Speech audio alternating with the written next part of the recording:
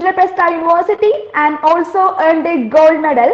He has written a plethora of research papers in national and international journals. Mr. Vinayak Sir, you are heartily welcome to this Global Youth Summit of Pre-CoP27, which is organized by Encore Club. Over to you, Mr. Vinayak. Thank you, ma'am. I'll be taking over, and it would not be feasible for me to complete the presentation in 10 minutes. So I would be taking 2 to 3 minutes extra pertaining to the completion of the presentation, but I'll try to be as concise as I can be. Yeah, sure, proceed. So, hello everyone. My name is Vinayak Jham, and as ma'am already told you that I'm pursuing my PhD from University School of Law and Legal Studies, Guru Gobind Singh Indraprastha University. It is in New Delhi, India, the heart of India, as we call it. Now, one of the most important aspects pertaining to climate change, or my area of study under PhD, is green criminology, which is an offshoot of climate change.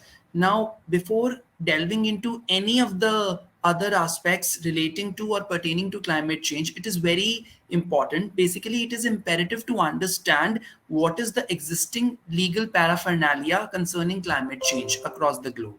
Now, the problem arises that different jurisdictions may be adopting different set of rules when it comes to climate change. Say, for instance, India might have a different outlook pertaining to climate change mitigation. Uganda might have a different outlook, and other Western countries might have a different outlook altogether.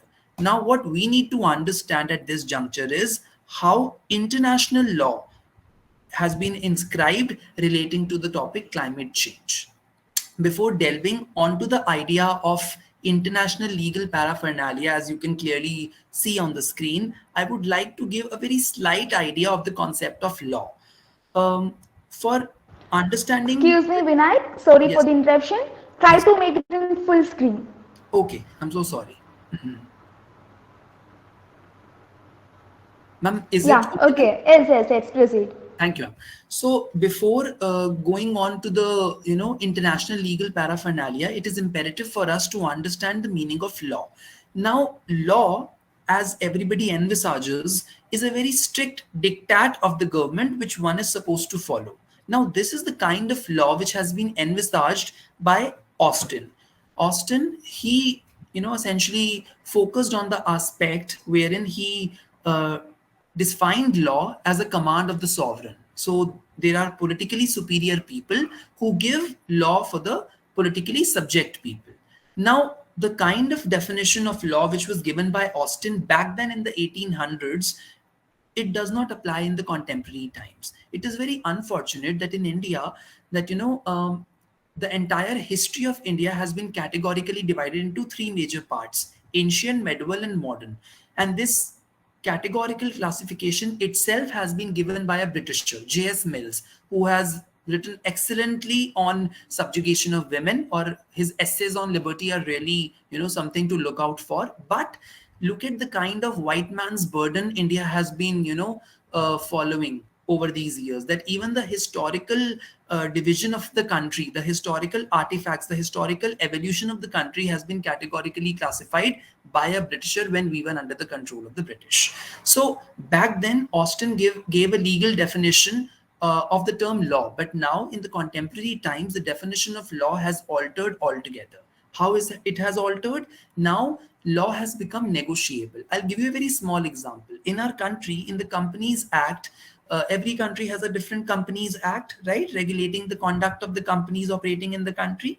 So in our Indian Companies Act of 2013, what has been envisaged, that there is a provision, section 135, which goes like this: corporate social responsibility, which says that every company is supposed to give 2% of the annual general profit of 3 years. The average of 3 years profits has been calculated. Now 2% on that amount has to be submitted on 10 major areas, including health, environment, education, etc. Now, this provision is not penal in nature. So if you don't follow this mandate, you are not going to be put behind the bars. So this is the modern, contemporaneous, postmodern law looks like. It has negotiability element. Now you can talk through the law. Now, what is the sanctity of legal imperatives when it comes to international law? Now, international law has two major concepts. monoism and dualism. Some countries, particularly like USA, if we talk about, they believe in the concept of monoism. So there's only one law. All these national, international law, they flow from this particular one genre of law that is known as LAW, law. Now, dualism says there are two kinds of laws, right? You have a different national law and international law. Forget everything. If we go back to Article 2, Clause 4 of the UN Charter, which is to be read by each and every country and which is to be applied on each and every country, it states that every country has the right to exert its political independence, territorial sovereignty, and no country has the power to enter into the territory of another country. Why such provisions have been inscribed under the UN Charter in the first place? Because to maintain the sanctity of the domestic territories of particular countries. And that is the reason dualism, that is, international law is different and national law is different, is highly important. Now, what happens in USA is, which follows monoism, that some of the international treaties they sign up, they act as regular law for their own domestic jurisdiction. But in India, we do not have such policy. So even if we signed the Stockholm Declaration of 1972 back then, in the year 1972, it will not automatically become a law for the territory of our country, that is India. Similarly, many countries follow, even the African countries follow dualism, that whatever international agreements their countries are signing up with different countries or international organizations, they do not automatically become law per se. They have to be specifically adopted by the legislature of your particular country. Then only it becomes the law. In our Constitution of India, it has been categorically classified that by the virtue of Article 253 of the Indian Constitution, all the international agreements which are signed by the Indian Parliament or members of the Parliament with other countries, they have to be, they will become law of the land only after adoption in the domestic territory. Now, we follow dualism, many countries follow monoism. So the nature of the international law hangs in the air. Even Austin, who defined law in a very strict sense, also defined international law as a piece of ornamentation. You'll be shocked because Austin was a positivist. He used to believe that there is a politically, superior person making law for a politically inferior person. Now, in international context, in the international relations setup, we do not have such, categorical distinctions. However, at this juncture, I am not going to delve into the political aspect wherein some countries are kind of dependent on the other countries, as envisaged by Ghanaian president long back, Kwame Nkrumah. You might have heard his name. He envisaged a theory, that is theory of dependencia.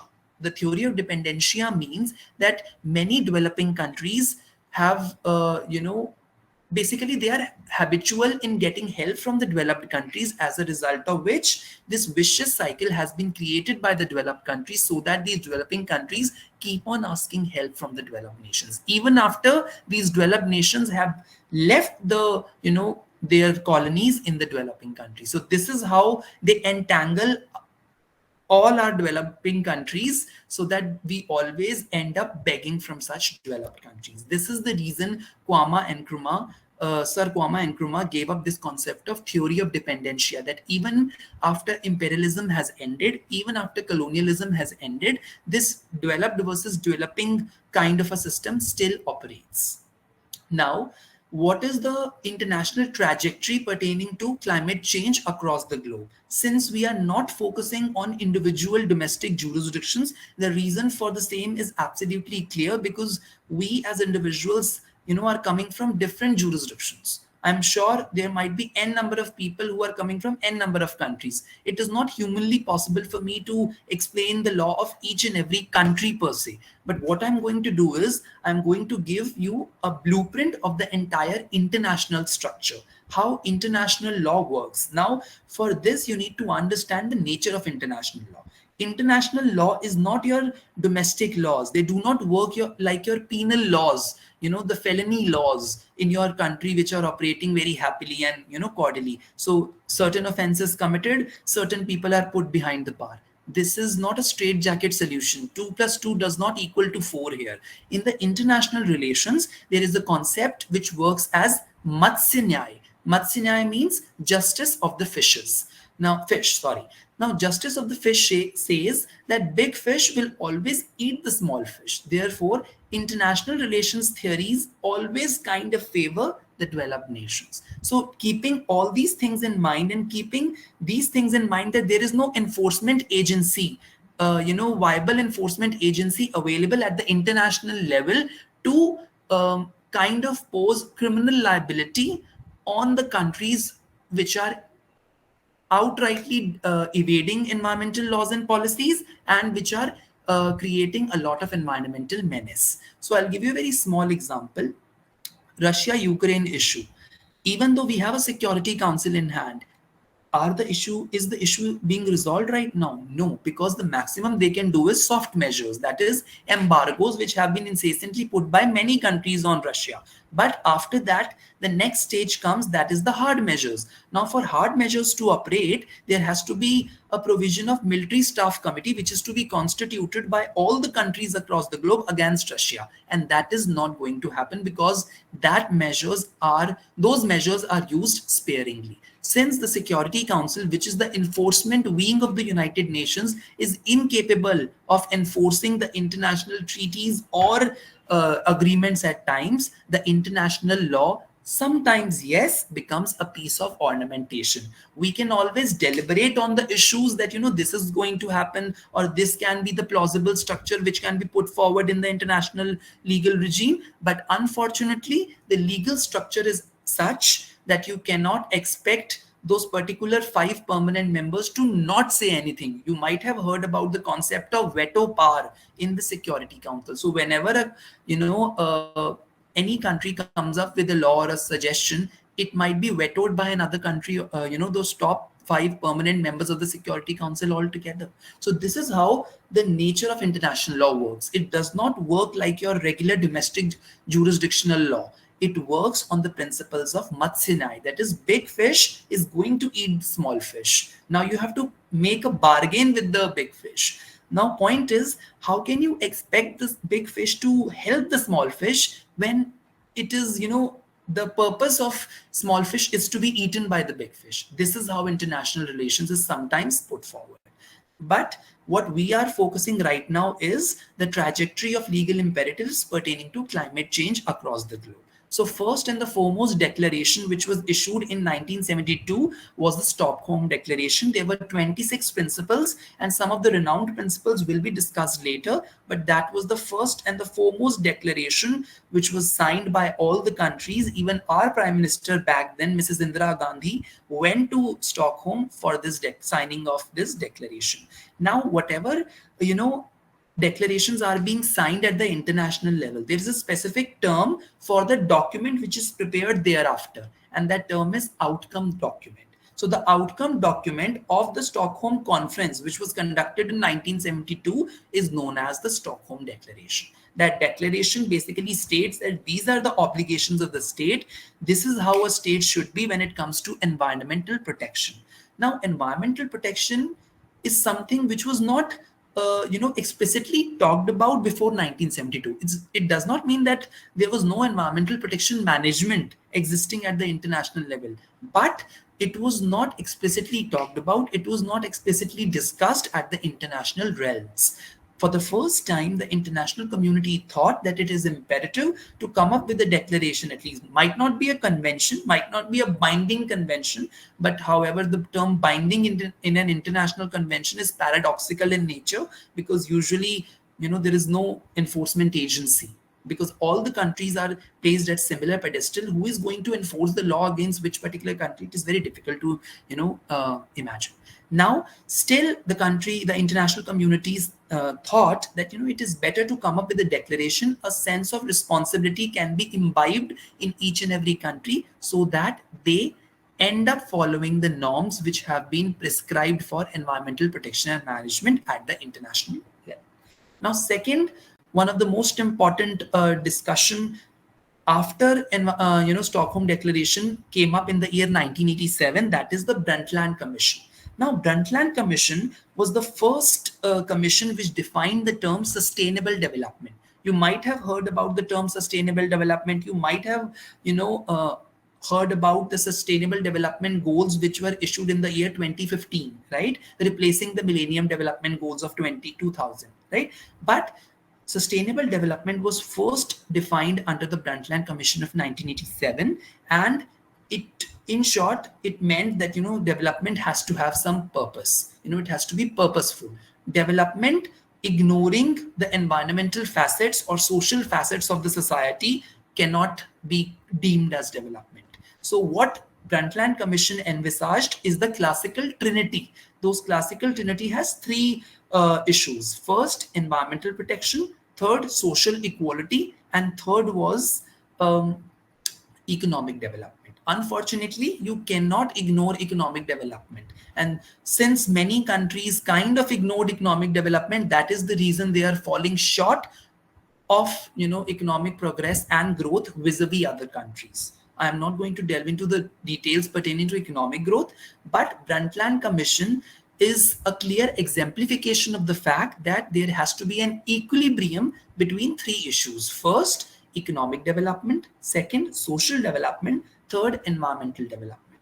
So the Brundtland Commission also, considered the ideas of Adam Smith long back in 1829 when he gave the concept of invisible hand in his book Wealth of Nations, wherein he explained us that demand and supply of a product should define the price of the commodity. So what I'm trying to say is Brundtland Commission was more realistic in nature. Stockholm Declaration was only working on the ideals of environment protection. What is the scenario of a utopian society which might exist if these rules are followed meticulously or religiously.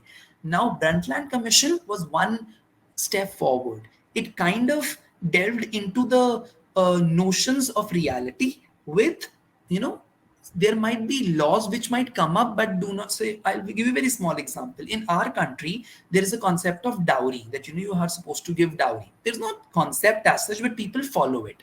So there was a law banning dowry that dowry has to be given. No girl's father is to give any sort of money to the groom's family at the time of marriage. Now the act came up in the year 1961, but still it is dowry is being given and taken. So this is the kind of difference we have.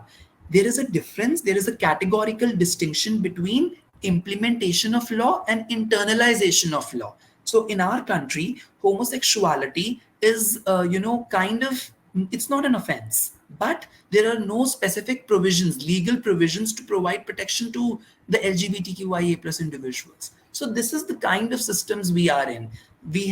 We might have implemented the law, but we have not internalized the law altogether. So Brundtland Commission kind of internalized the contemporary times of that particular domain in the year 1987. They talked about three major issues: economic, environment, and social. Then came in the year 1997, that is the Kyoto Protocol. Now, Kyoto Protocol was the first time where facts and figures were discussed. It was the first time where I would say countries were divided on the basis of their contribution towards carbon emissions. So they were Annexure A countries who were incessantly violating the, environmental norms, and they were contributing to the much higher to the carbon emissions of the globe. But there were Annexure B countries as well who were not doing, that much carbon contribution. So that is the reason this distinction was made, so that Annexure B countries are not put at the same pedestal as Annexure A countries, because Annexure A countries are much more liable in that regard. Now, owing to this sort of a distinction, US, Canada, they did not sign the convention, the protocol. Do you know the reason? The reason was they wanted equal liability for each and every country. But that was not going to happen, because the kind of carbon emissions put across by each country is different. How can you expect the liability to be same, right? So this was the Kyoto Protocol. I'll be discussing it. Then came the it actually earlier came the Earth Summit, then the Kyoto Protocol. I don't know, there is a mess up in the PPT, but firstly the Earth Summit in the year 1992, wherein United Nations Framework Convention on Climate Change came up, and then the Kyoto Protocol to UNFCCC came up in the year 1997. And lastly, as we know, the Paris Agreement in the year 2015 COP21 basically marks the beginning of Paris Agreement, and that was the time where 1.5 degrees Celsius, was kind of visualized that this should be the criterion on which each and every country should be judged, and that is the reason nationally determined contributions also became very important. So I'll be discussing each and everything, but this is a major trajectory. So first, Stockholm Declaration of 1972, then Brundtland Commission of 1987, then the Earth Summit of 1992, and out of the Earth Summit, there were five things which came up in the Earth Summit, but I'll be only restricting myself. There were convention on biodiversity as well, different things, but I'll be only restricting to climate change. So one of the conventions which came out of the Earth Summit was United Nations Framework Convention on the Climate Change. And as a protocol to that convention, in the year 1997 in Japan, that is Kyoto, there came the Kyoto Protocol. And lastly, in 2015 came up the Paris Agreement, which bouldered the entire concept of climate change. Now, earlier interpretations before the Earth Summit were, these are the principles, important principles of this particular Stockholm Declaration. Now, Principle 2 says appropriate benefits of natural resources to future generations. Now, Brundtland Commission defines sustainable development, that without compromising the needs of future generations, you have to fulfill your own needs. But the same principle was enunciated in the Stockholm Declaration in 1972 only. The formal definition was given in 1987 Brundtland Commission, but the principle was inscribed in the 1972 Convention only, Declaration only. Now, Principle 4 says responsibility towards wildlife. Each and every country has a different law pertaining to wildlife, right? And Principle 8, that is the social and economic development. So whatever the international community might be thinking concerning the protection of environment, but at the same time, we should not ignore the social as well as economic development. We unfortunately cannot ignore Adam Smith, right? We have to keep in mind the policies given by Adam Smith. Now, later interpretations were more specific in nature. A comprehensive convention, that is the United Nations Framework Convention, was needed, and therefore it was brought into existence. Since the gravity of situation by the international community, it was understood that is the reason Earth Summit happened. So Earth Summit in the year 1992, it can be equated in terms of population explosion. That is the year of Great Divide. Do you know what is the year of Great Divide? The year of Great Divide is 1921. What happened in 1918? Spanish flu. Now, Spanish flu happened 3 years after 1921. Year of Great Divide happened. After year of Great Divide, the world population exploded, right? Similarly, analogy can be drawn pertaining to year of Great Divide of 1921 and Earth Summit of 1992. It was the fundamental threshold for the entire legal paraphernalia pertaining to climate change. This was the first time in 1992 when a specific convention was drawn up by the international community, and that convention is known as United Nations Framework Convention on the Climate Change. Now, legal definitions which arise. Vinayak, it's Yes. time to conclude your presentation as soon. Try to Okay. conclude it soon. Yes, ma'am. So these are some of the definitions under the United Nations Framework Convention, and these are the principles. I'm not going to delve in detail because others are also, here to speak only. I'll just give you a brief overview. What were the objectives? There were two objectives. First, stabilization of the greenhouse gases at a dangerous level, so they do not cross that permissible limit. And second, a time frame was established. That is the reason after Kyoto Protocol or after the UNFCCC, first 5-year commitment period, second 5-year commitment period came. The reason was that the countries see, if I am a teacher, I gauge the I would say performance of my students regularly. If I do not provide timely tests, how would I be able to gauge the performance of my students? That is exactly what happened with the countries. So these are some vulnerable categories. Do you know who's the Prime Minister of Barbados? The Prime Minister of Barbados is Mia Mottley. Now, Mia Mottley in COP26 claimed that global problems do not require local solutions. They require global solutions.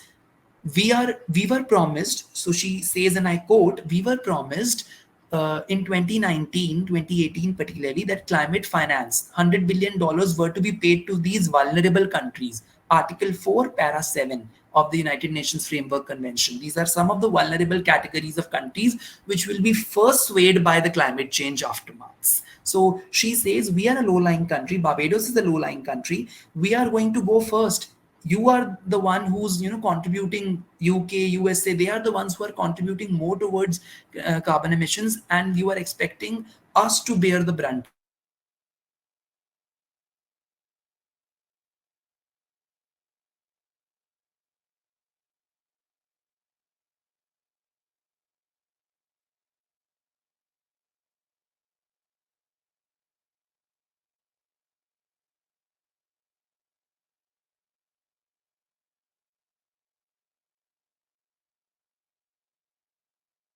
So we have Egypt. Now that is there is a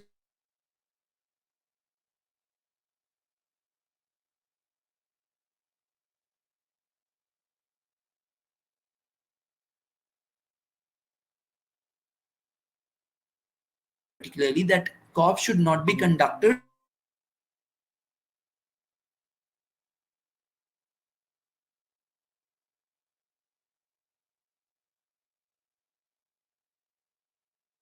together and voice out their opinions. Therefore, any country pertaining to any country going against the values of human rights should be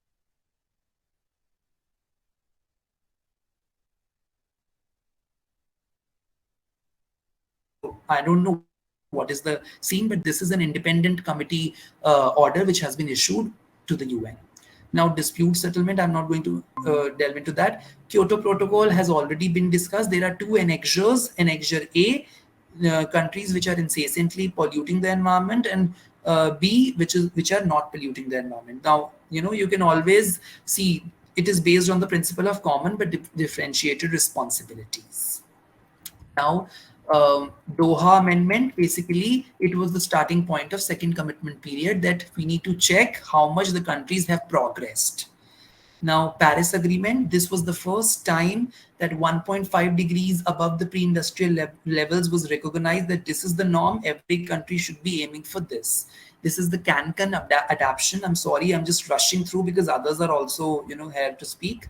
So Cancun adaptation is basically an international cooperation and of coherent consideration so that all the countries should start working in a common goal, right?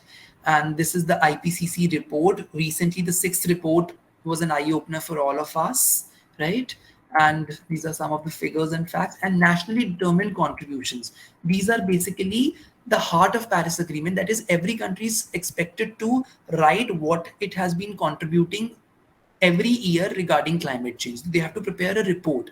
Now, this report will be first analyzed in the year 2024. What is the relevance of such a report when it is not being analyzed annually?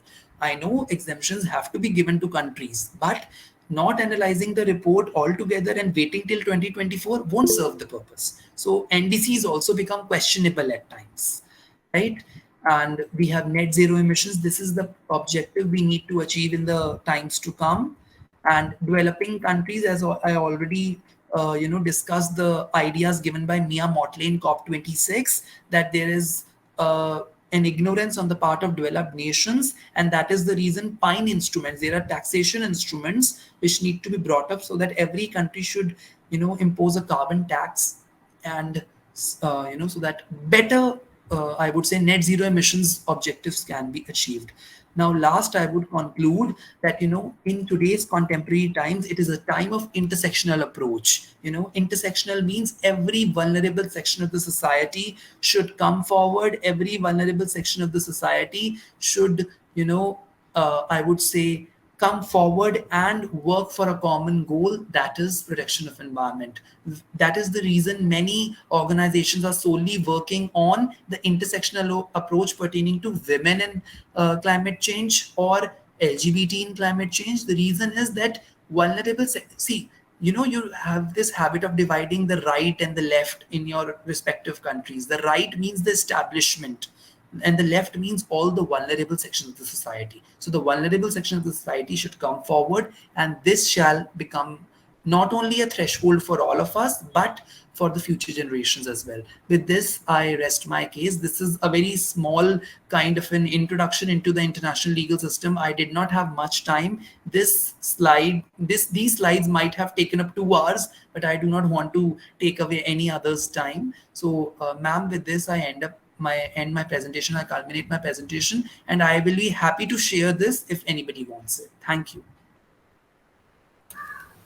Thank you so much, Mr. Vinayak Jam, for your valuable presentation about the international legal constraints of in the aspect of environment. So thank you again. And this is the time for our next delegate, Mr. Dafa Praditya Devano Ramadan. So I would like to give a small introduction about the delegate. So, Mr. Dafa Praditya is a climate activist from Indonesia who is highly passionate about clean energy, climate education, and sustainable city.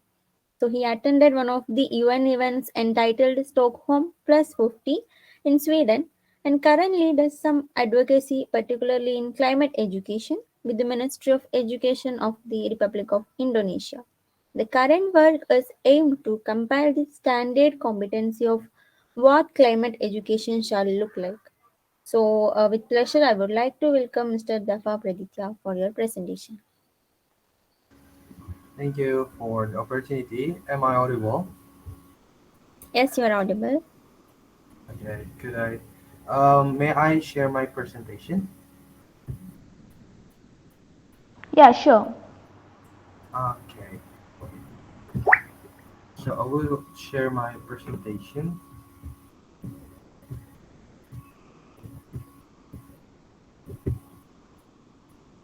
Okay, is it visible right now? Yes, it is visible. Yes, visible. Okay, I think it's already visible. So I would like to bring such a important topic for our country itself. Mr. So why Dafa, COP? will you make it into full Yes. screen? What? What? Will you make it into full screen? Oh, wait. Yeah, it's sharing actually. You just make it into full screen. That's it. Okay. Okay.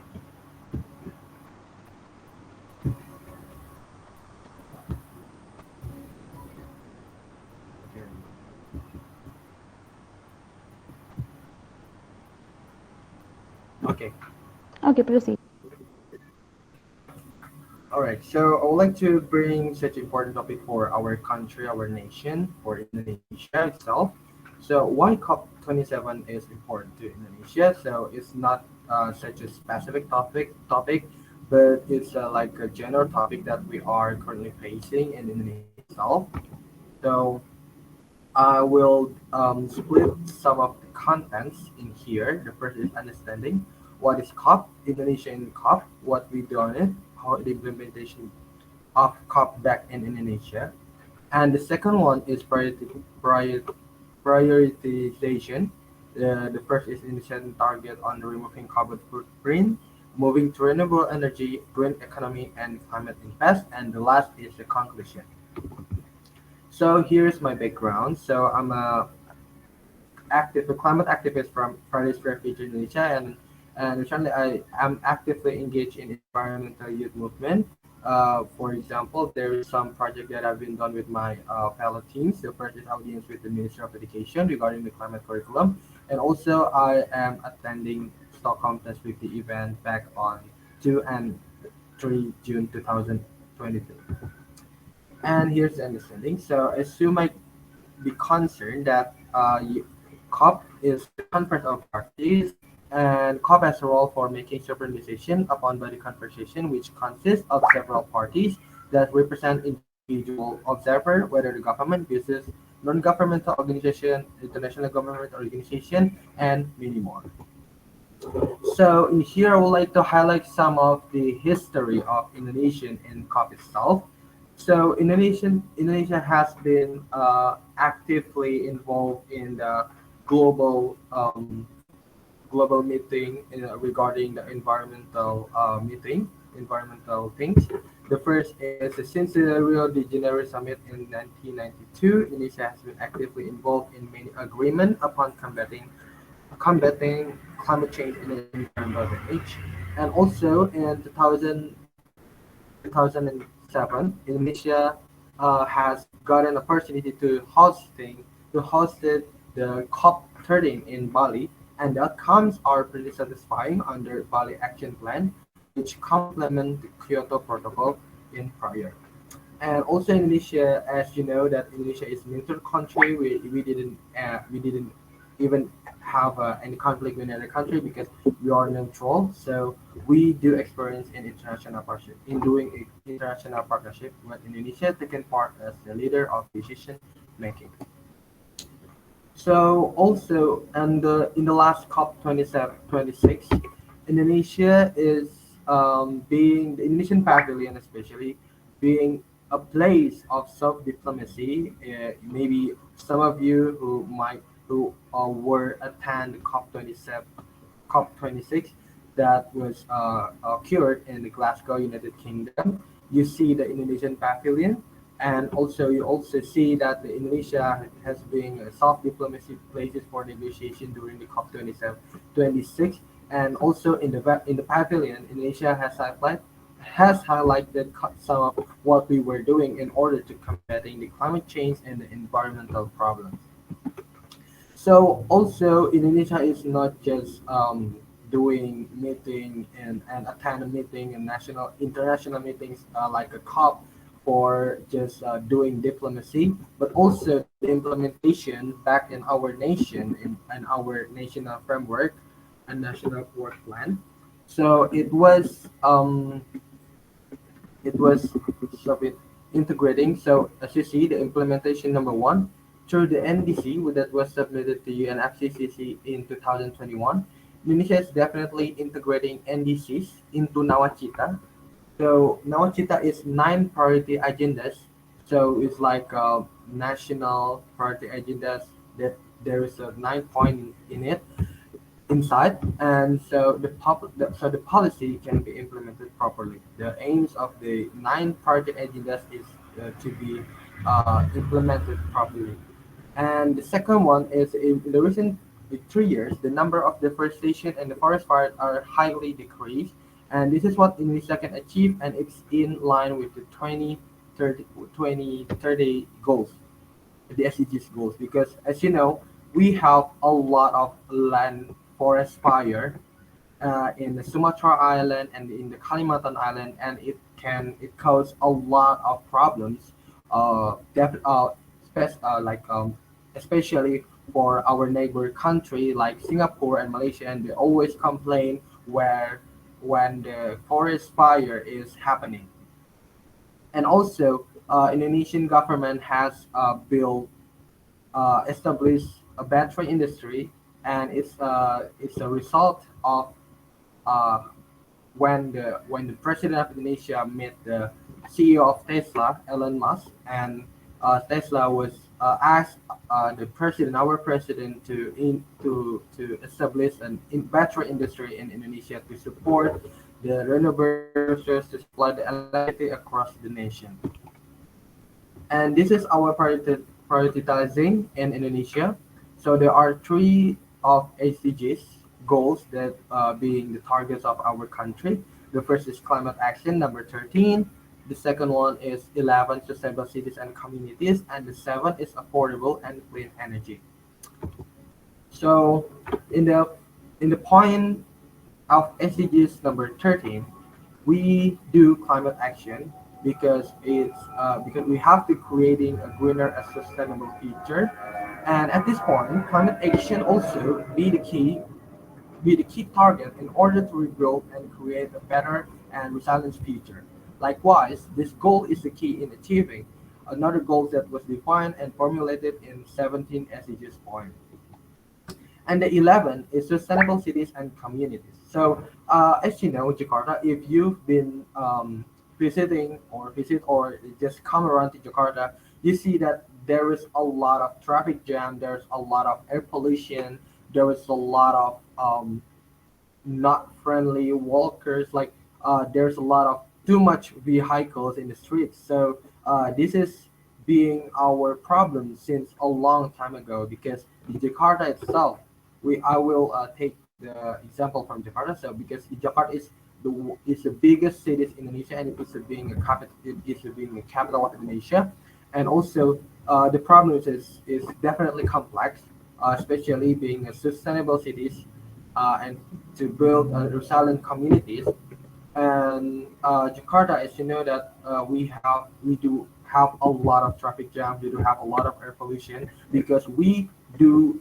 Jakarta used to be being like a planning for a car-oriented development, but now it's already changed to Mr. Dafa, transit-oriented development. Yes. change your slide. It's still standing the first slide. Try to change the slide also while presenting. Oh, I think the network is not working well. But wait. Okay, this is the slide of SDGs number 11. Do you see it? No, it's the slide number 1. Oh, wait, I will stop. Yeah, now it's Oh, okay. wait. I will stop sharing and I will reshare it again.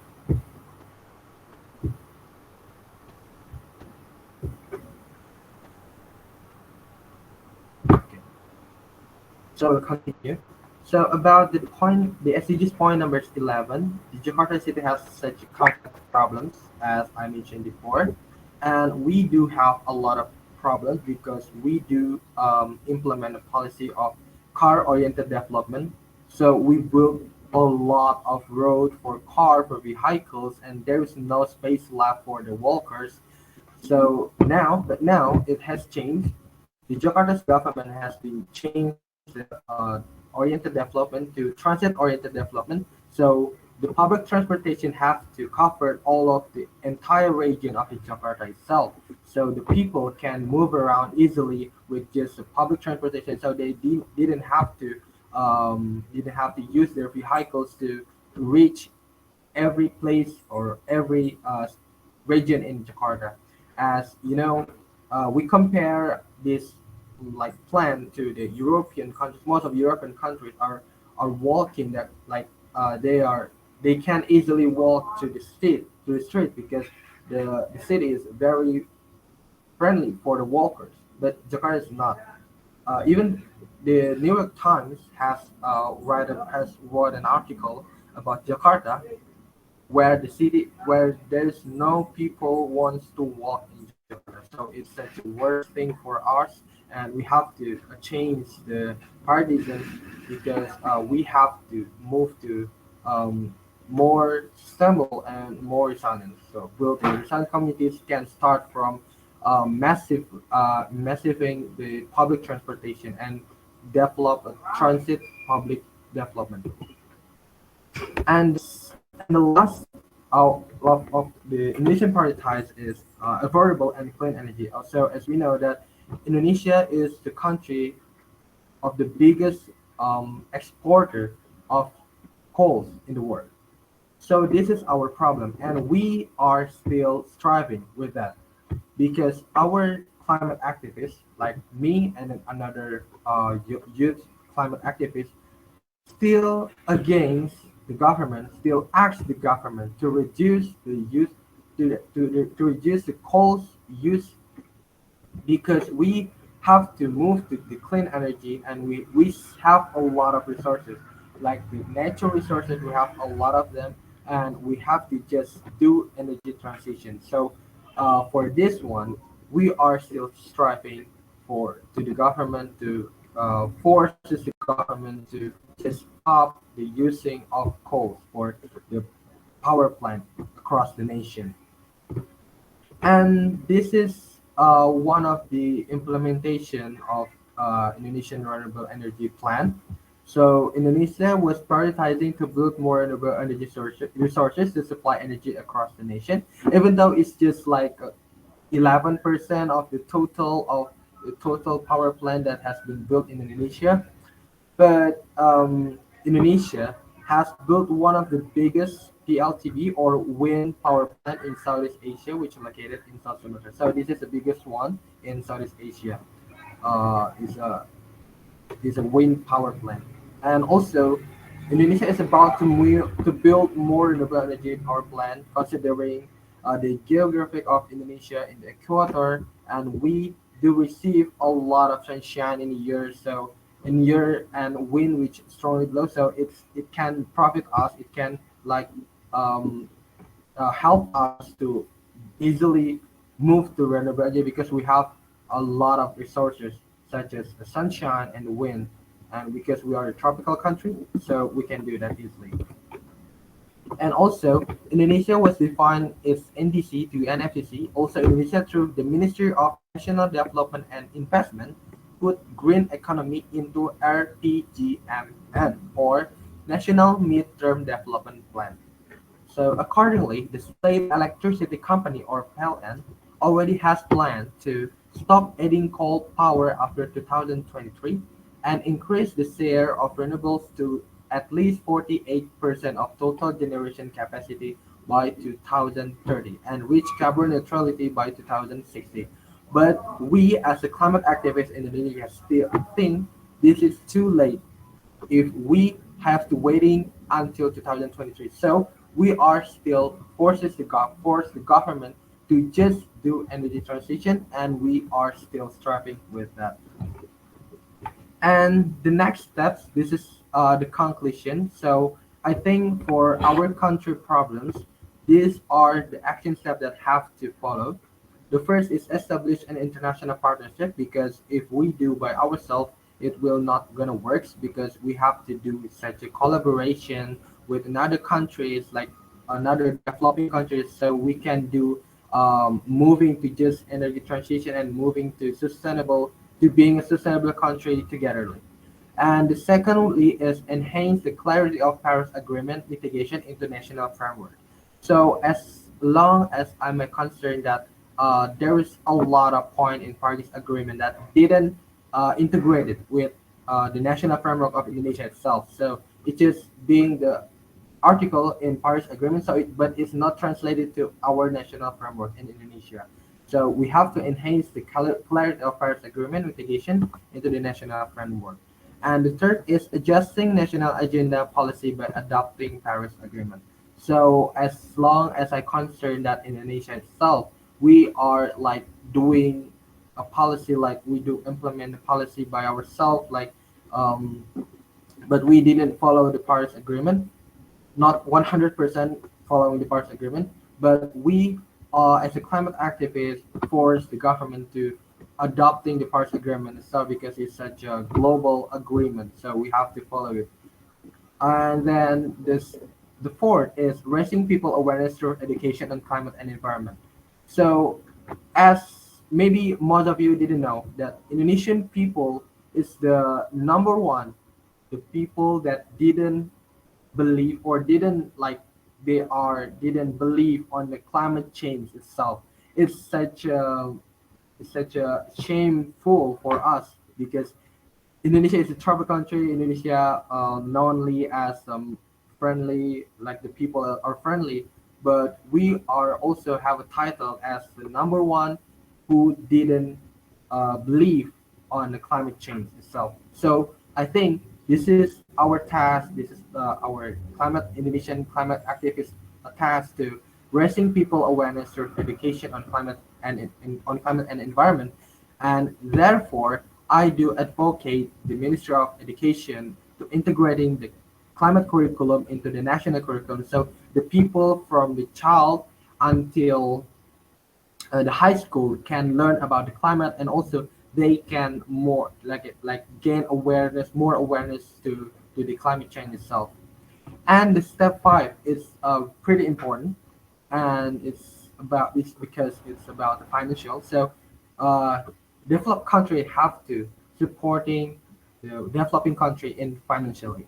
So this is very important because even though we have a lot of resources, but we didn't have enough money to explore and to just exploit the resources that we have.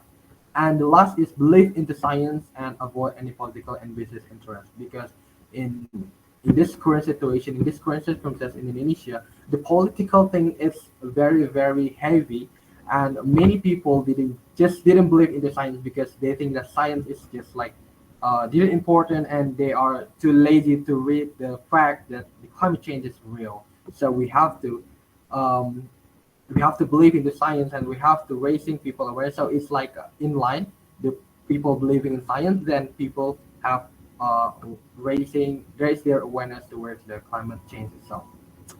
And this is the last point of me.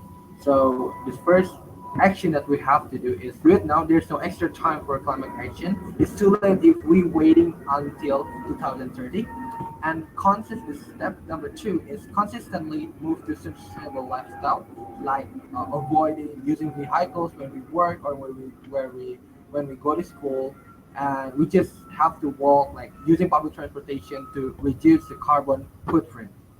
And this last is radically do just transition energy, because this is what we need to do and this is what we have to do. Thank you. Yes, thank you, Mr. Rafa, for your presentation. And delegates, please keep in your mind that you have only 10 minutes for presenting your presentation to share your speech to the delegates, because we have so many delegates who are waiting for sharing their presentations too. So please keep on your time. Next, moving to the next delegate, Mukhaba Irene. Mukhaba Irene, are you there?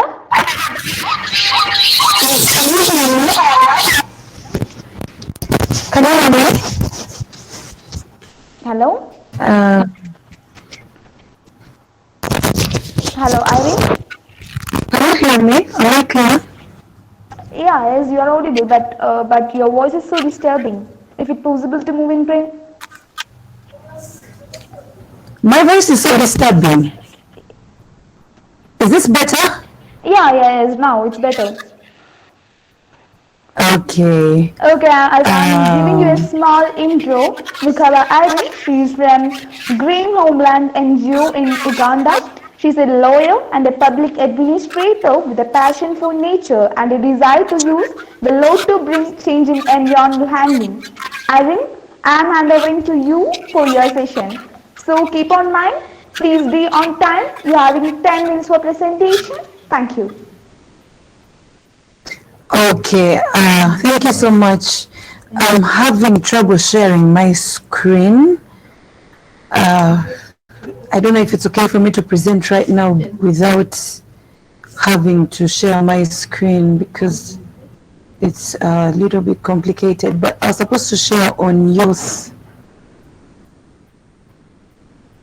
Okay, just a minute. Not this. Okay.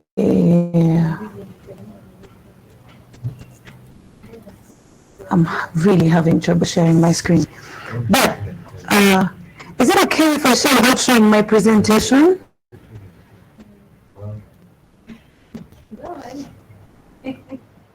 Did you share your presentation to us? Yes, I did. Yes, I did, but I'm having trouble. I don't know what's wrong with my Uh, computer. but but the screen is not for sharing. Please try it one again. Okay.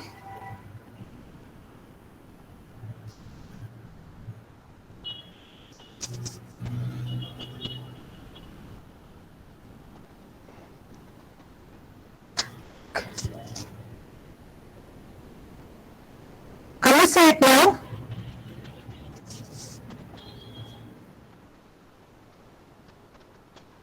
No, not that.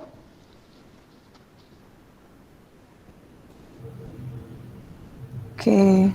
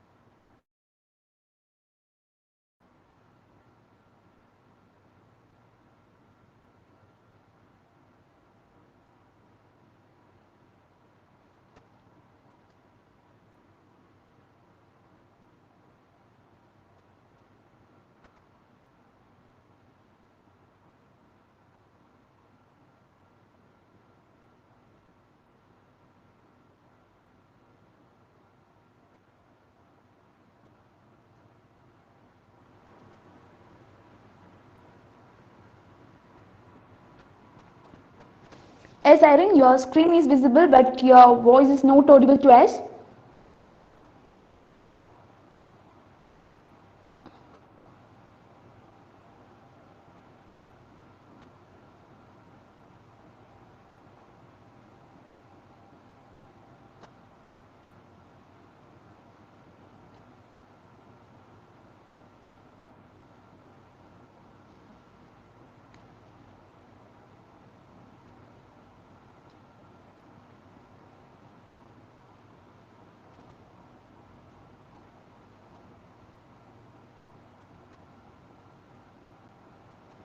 Your screen is perfectly alright, but you are not audible to us. Your voice is not audible.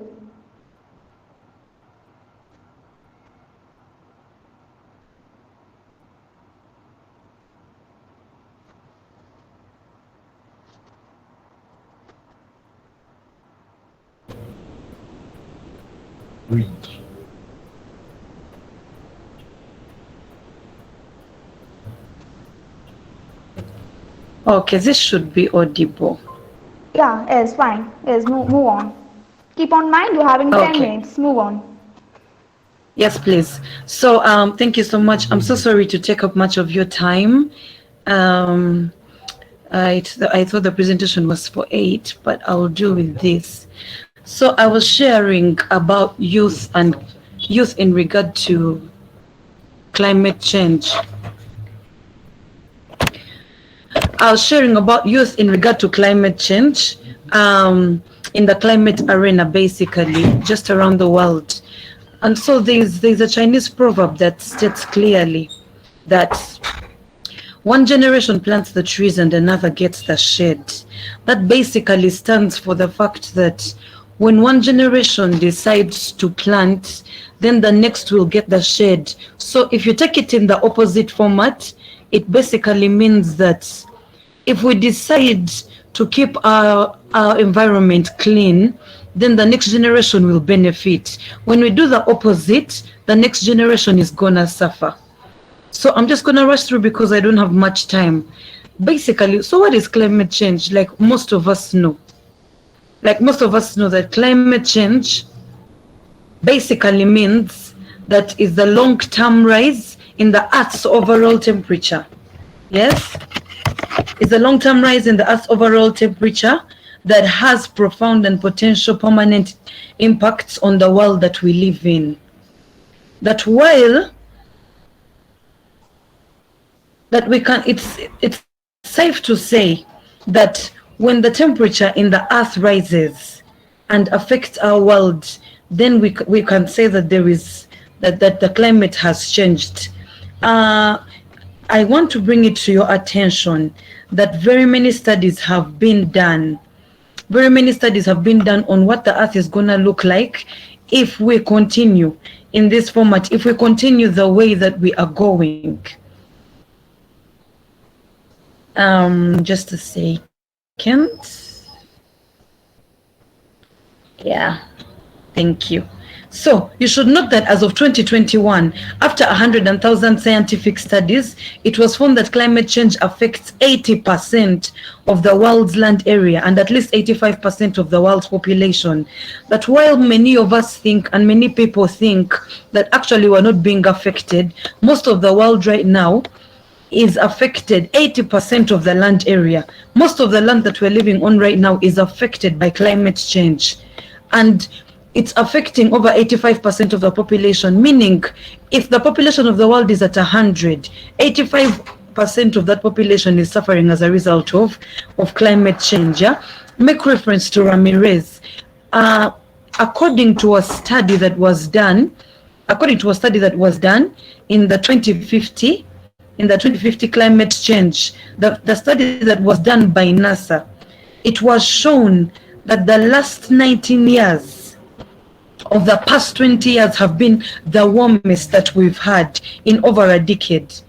And note that if we continue at this pace, then we're going to have heat waves. We're going to have heat waves in the next the last 19 years were the hottest. If we continue at this pace, by 2050, heat waves, like I've said, asthmatic patients are going to be wearing air filtration masks because the earth is going to be too hot, and it's going to be, the air is going to be very unhealthy.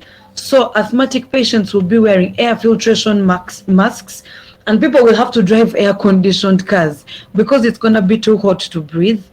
The third and fourth generation farmers are going to relocate off their lands because it will not be possible. It will not be possible to use their land to grow. Already in Uganda, it's very feasible. Right now, currently in the northern part of Uganda, Karamoja is facing hunger. Karamoja is facing hunger because, first of all, their land does not have the capacity to produce food for them. It's too hot. So, in short, I just want to bring us to the aspect that climate change, like we all know, is that the Earth's temperature is changing. And so why am I coming from here? It's because as the youth, it's important for us to make ourselves aware of this fact, and what climate change actually is, and what it's going to be if we do not put focus on this area. Yeah. So do you guys ever imagine for a second, do you ever imagine how our lives will be in the next 30 years from now? It's the very picture that I've given you.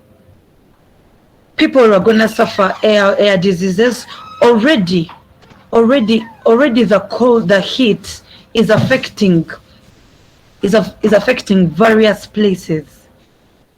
Now, allow me to make reference to the fact that already we have dying fish in our seas, but I assure you, in around 30 years from now, people will walk alongside the sea and swim, and will not be able to swim because of the blood stains. That means our fish is going to be dying. Our fish is going to be dying because of the heat.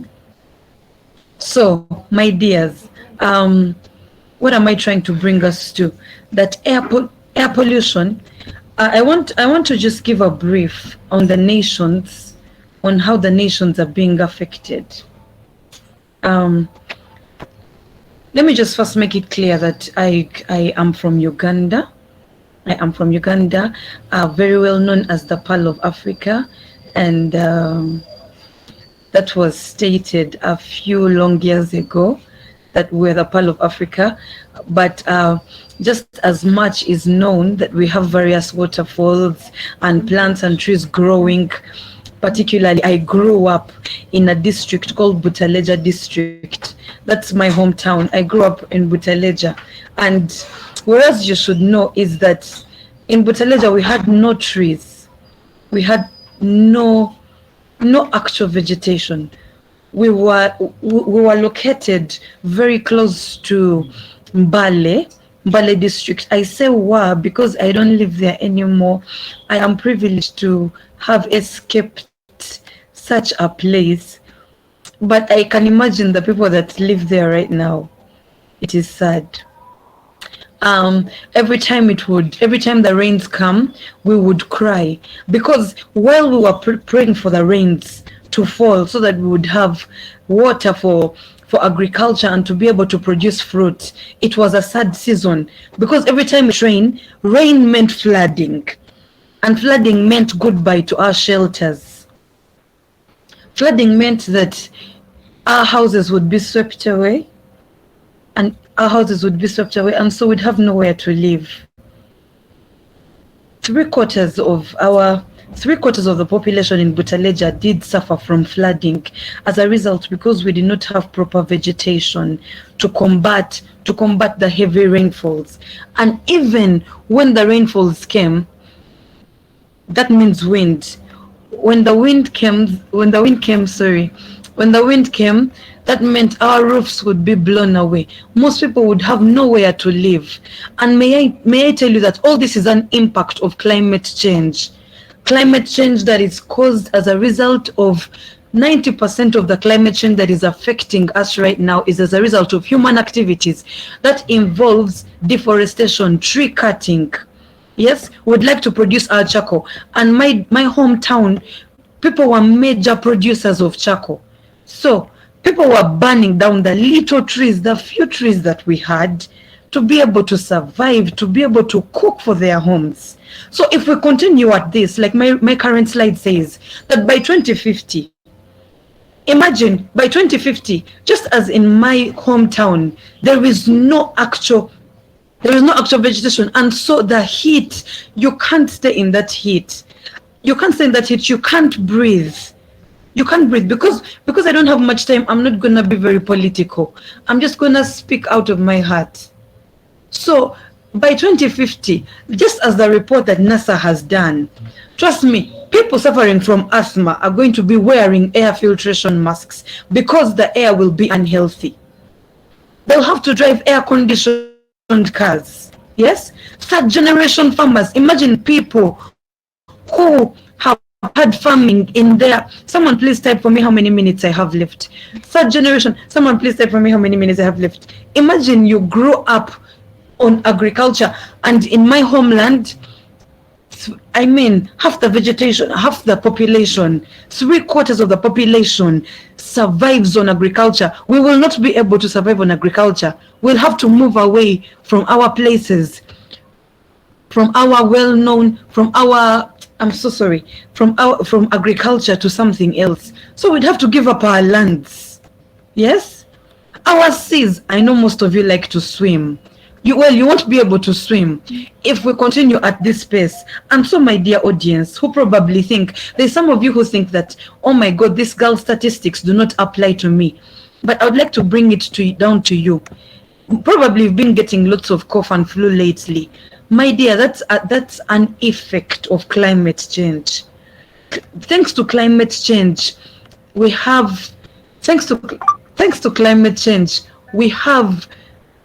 are so much affected by respiratory conditions such as the flu and such. So just hold on just a second. Yeah, now I want to bring it down to my people in Beijing, my people in China, the Hong Kongs. Recently, Hong Kong, Barcelona, and Abu Dhabi have been desalinating for years, because the Sahara, even the Sahara that's just in Africa, has extended to parts of Europe and Spain and Greece and other parts. People are now packing bags for emergency because of the flash floods that are affecting. UNICEF itself published a report in regards to Uganda over the flooding that we recently had in over 5 districts in the eastern region that killed over 23 people and affected over 4,000 households. I cannot say much, but Bangladesh itself has suffered the worst flooding it has had in the past years. Why is this? I'm just showing you how climate change has affected all of us. Now, the UN Sustainable Development Goals in 2030 are going to be very helpful towards us, because they are majorly, they'll help us create awareness in our local communities, because they are more focused on environment, which environment needs to be our major focus. As regards to my presentation on how the youth can be involved, there's need for youth engagement in law and policy making, and there's need for the youth to petition. There's need for the youth to petition in regards to this. We need to lead a campaign to set up strict penalties and punishment for climate change, for environmental abusers. As the youth, nobody's going to do it for us. Just as I started when I was starting, that one generation plants the trees and another gets the shade. You are a youth. We are the youth. We are the future of tomorrow. So how are we going to do? How are we going to go about this? We need to engage as youth. We need to make policies. We need to petition policies to our governments. And for those of us that are in the government right now, you need to take a stand. It starts with us. We need to practice the principles we've put in place that affect lifestyle, that affect our lifestyle. May I note that the youth recently have been embraced. In 2009, the UNFCCC extended constituency status to unadmitted youth-led NGOs, allowing them to receive official communication and participate in meetings. We've been given slots. We've received logical support from the UNFCCC, and thousands have completed studies on climate change, and so much more. The UN is doing a lot, but we need to do more. It's possible for us to do more. So how do we do Irene, this? try to complete soon. Let me conclude. Yeah, okay, fine. Let me. Yes, I'm concluding. Just a minute. So, is the way forward, people. The way forward is that the youth should take employment opportunities. Yes, the youth should take employment opportunities. The youth should engage more in policy and law. The youth should raise awareness. And more than that, we should be able to plant trees where we are. We should be able to get involved where we are. So it starts with us. How shall I say? If we desire to have a happier, healthy people in our nations, we must do so and do so fast. The land shall not continue to offer its harvest without faithful stewardship. So I just want to end here by saying that climate change affects all of us. As I have given in very many different nations. Someone was just currently sharing from Indonesia. And it has affected all of us. And let's not wait for the people that are above us to do something about it. I believe that as the youth, we can and substantially do and make an effect in our nation and in general for generations to come. So with that little that I have been able to share, because of the very little time, I would like to thank you so much for listening to me. I just want us to rise up and take our stand and not underestimate ourselves. Let's start with planting trees. In fact, at Green Homeland Initiative, the organization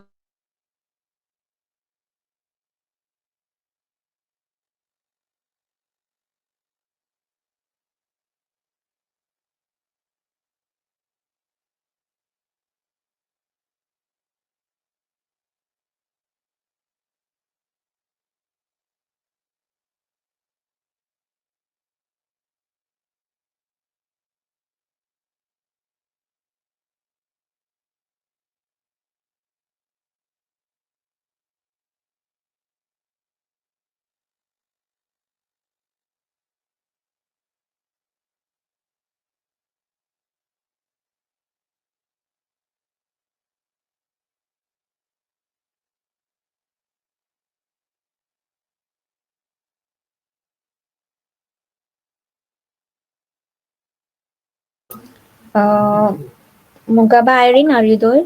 I think you lost your connectivity. Yes, I am. I hope you guys have been hearing me because I am done with my presentation. Okay. Thank you so much, Irene, for your presentation. And I would like to move to the next delegate, Mr. Kakul Wutsapu Michael. So he is the founder and CEO of Group Academia RD Congo, DR Congo, and expert in beekeeping. So I would like to welcome you, Mr. Kakule Wutsapu Michael, for your presentation. Thank you once more for the floor. I'm Michael Kakule, the Chief Executive Officer at Academia Group DRC, which is a youth organization working to support and to empower young people through beekeeping and agribusiness, as well as a vocation training as possible. So, by the way, I had just a little issue with this disk I've been using. I don't know if the leader can just share my presentation I shared last time. Because really there is complication to share just this presentation. I don't know. Is there anyone who can help? Michael, send your presentation to directorinco@gmail.com.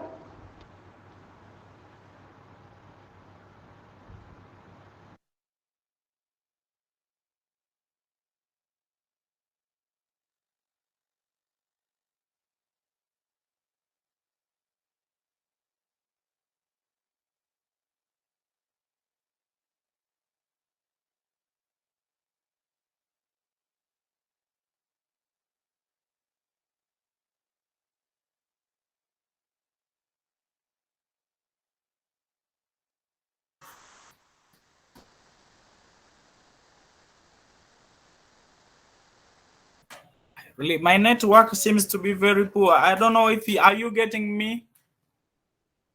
Yes, now you are audible, Mr. Michael.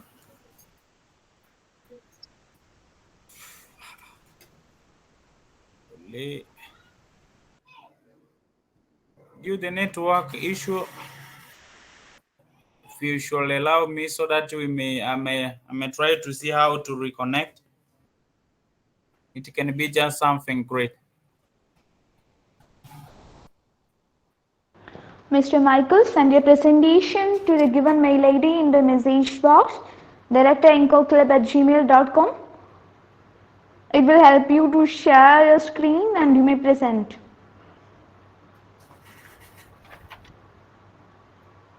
Yeah, okay. I mean, you can just be occupying it a little bit, and then I'll do my best to send it to the director as soon as possible so that we may win our time.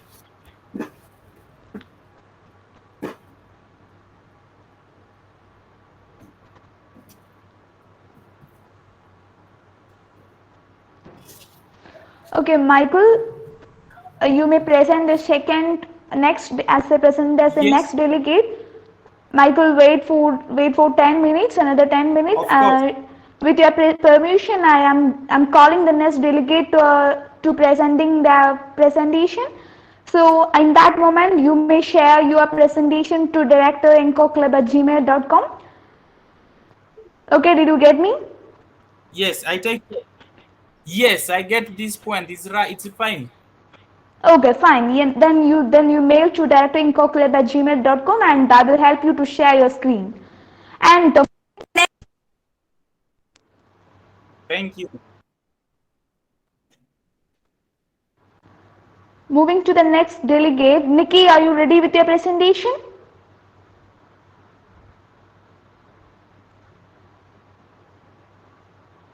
Mr. Nikki, are you there?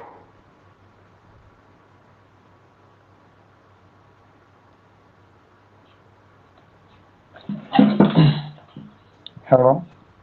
Yeah, Nikki, are you ready with your presentation? Well, let me just present. I never knew I was to present today. Okay. Okay, you may start your presentation. You may share your screen and start presenting.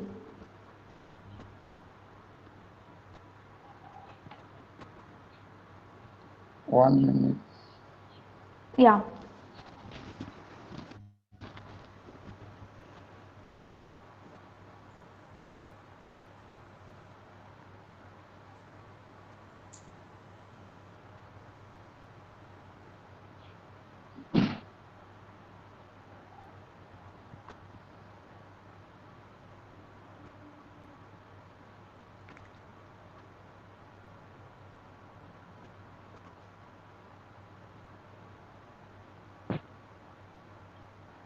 Is my screen shared? Yes. Your screen is perfectly alright and you may start your presentation. Please keep on your mind that you're having 10 minutes, so move on.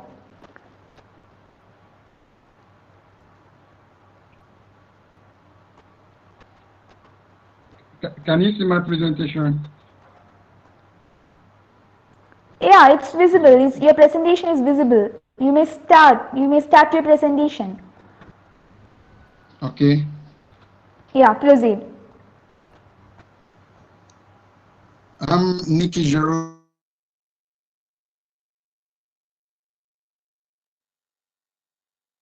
Agbo from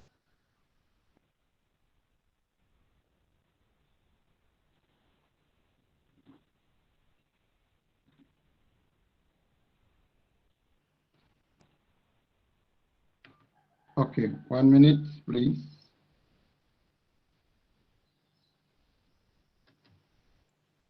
According to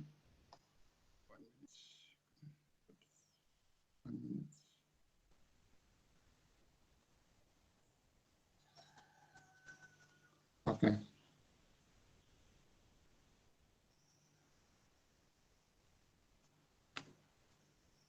Oh, I'm sorry for that. Sorry. Okay. According to the Congo Basin Forest Partnership, the significance of Cameroon biodiversity cannot be compared to many countries on the continent of Africa. It's currently placed at number 4 in Africa, followed by Republic of Congo, Tanzania, and Madagascar. The country is blessed with rich, unique biodiversity, often referred to as African in miniature. Especially in the southwest region of Cameroon, it forms part of the 8th biodiversity hotspot in Africa. The region is also a center of endemism with plants like Ancestropletus coropensis, which is reported to be the cure of HIV, and animals like red columbus, cross river gorilla, birds like Mount Francolin, found only in this part of the world, according to ISEC 2002. With unique than 60 years ago, and has been designed as one of the 2 African Prestosian frugia. Up to 22% of Cameroon national territory is classified as protected area, with serious efforts to get to 33% prescribed by national legislation, with over 20 protected reserves made up of national parks, zoos, forests, and sanctuaries, whose tourism and ecotourism potential cannot be put to question. But most of these protected areas, especially national parks, face a lot of pressure with increasing population from surrounding villages, especially for non-timber forest product, illegal timber exploitation, poaching. In the Congo Basin, illegal hunting and bushmeat trade pose a serious threat as they lead to the overexploitation of wildlife species to meet demand of urban market. Also, about 34 million people in these areas still depend on wildlife as a direct source of protein. Firewood collection for wood energy is alarming in Cameroon, as 80% of the population strictly depend on wood energy for household energy. It is estimated that 22.2 million metric of fuel wood and 356,530 metric tons of charcoal is demanded in the urban centers due to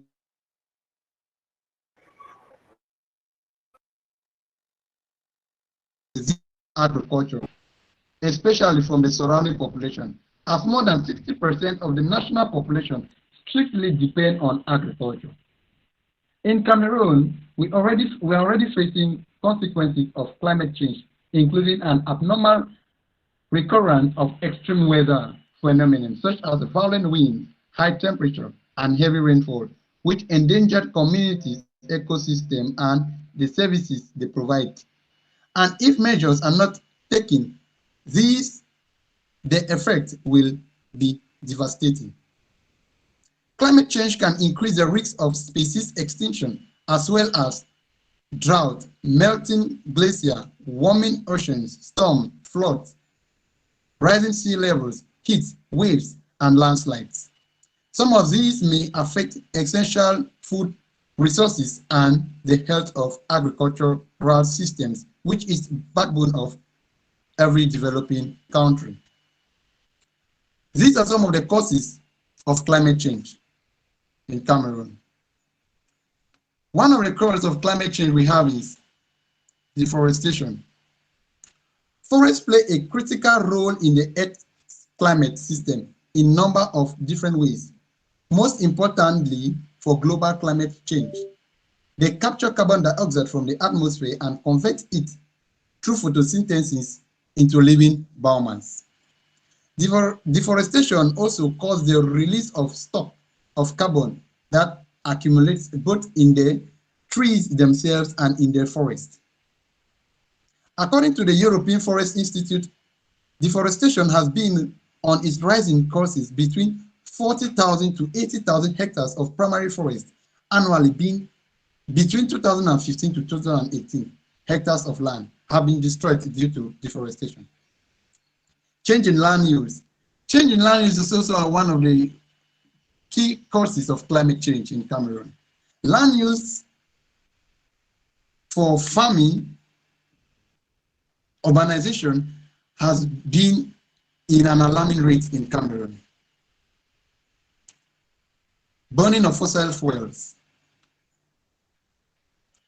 The global agricultural food sector uses more than 30% of global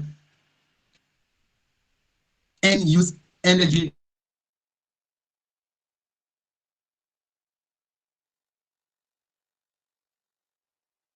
Anthropogenic greenhouse gases, according to FAO in 2011. According to NRC in 2011, the Earth is getting warmer because humans are adding heat-trapping greenhouse like carbon dioxide, methane, and nitrate oxides, and water vapor to the atmosphere. Effects of climate change. One of the alarming effects of climate change in Cameroon is loss of biodiversity.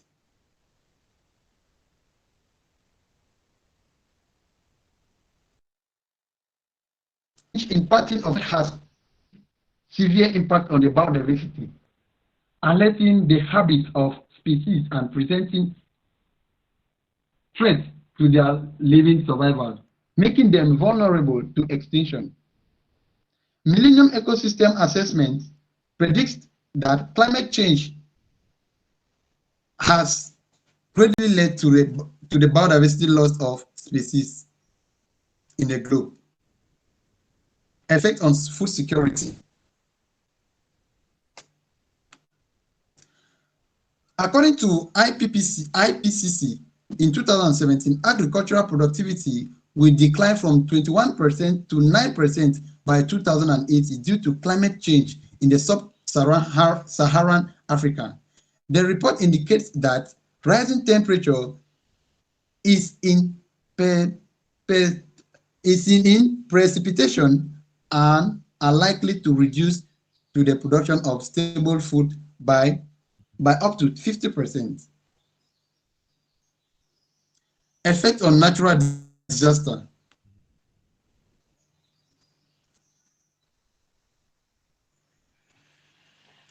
In Cameroon presently, we face a serious effect on climate change, especially as we have floods in major cities like Douala, Linde, where these cities are found in maritime zones. With increasing rainfalls as compared to previous years, flood has been on an alarming rate in Cameroon. Spread of diseases. In the northern part of Cameroon, where we have cattle, there is a high increase in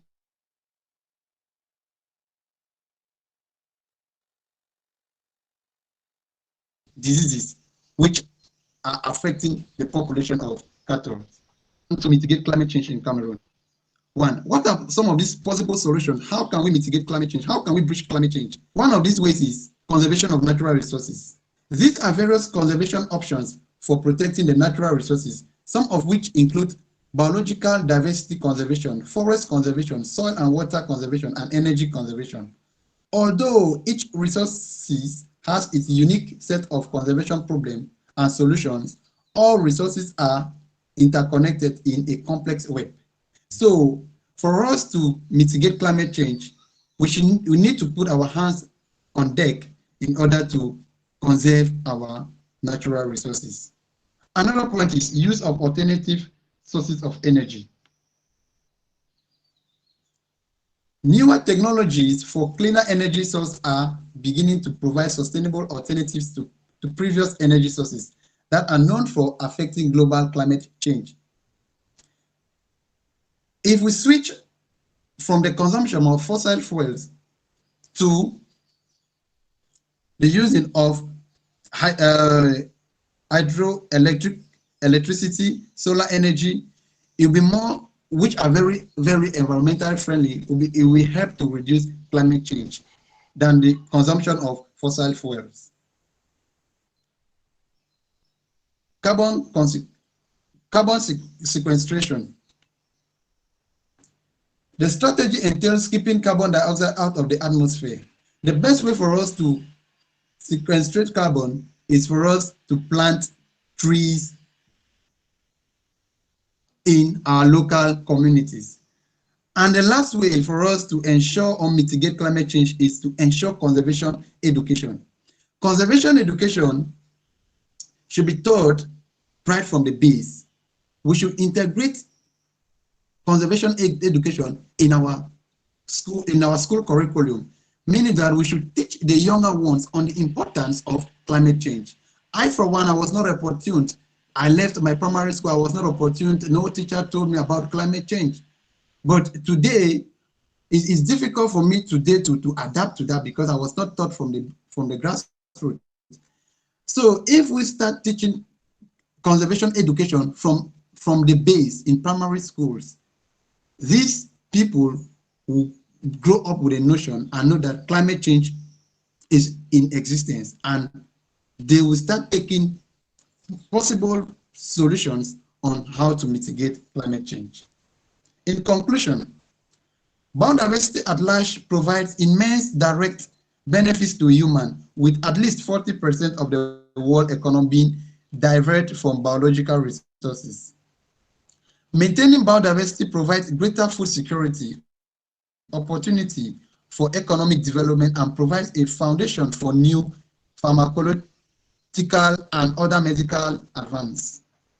Ironically, maintaining biodiversity level and functioning ecosystem in Cameroon is critically to ameliorating climate change. Yet, climate change is expected to cause serious disruptions of Cameroon's ecological system, resulting in overall loss of biodiversity and a reduction in the goods and services provided to humans. Extinction rates in the future are very difficult to predict. However, with immediate and decisive action to mitigate climate change, losses of biodiversity can be minimized and Cameroonians can continue to reap many of these benefits provided by the nature. Protecting Cameroon biodiversity can help us adapt to climate change extinction. Thank you very much for your kind listening. I will also Thank you. United Nations and other international bodies to please facilitate climate financing procedure so that climate activists, organizations can help solve climate change in their various localities. Thank you very much. Yes, thank you, Mr. Nikki, for your presentation. Uh, I think Mr. Michael, your presentation is not at all received to our director mail, so you may give an opportunity for presenting it by next consecutive Sunday on 23rd October. So thank you so much for the delegates who are present and share your ideas at this special Global Youth Summit of Pre-CoP27 organized by ENCO Club. Once again, thank you for participation, for the whole complete participation here. That's true. And moving to our conclusion session, the first Global Youth Summit Day 1 is going to over. In this occasion, I would like to thank once again to everyone those who are patiently share your time, valuable presence in this event. Thank you so much. Thank you so much for your presentations, and thank you for your presence. Over. Then just stay tuned for the next Sunday on 23rd October 2022 for the day 2 of Global Youth Summit, and just a share participation for the 2 consecutive Sundays on October 23 and October 30. We'll meet you soon on next Sunday. Until then, this is ENCO Club winding off. Thank you so much.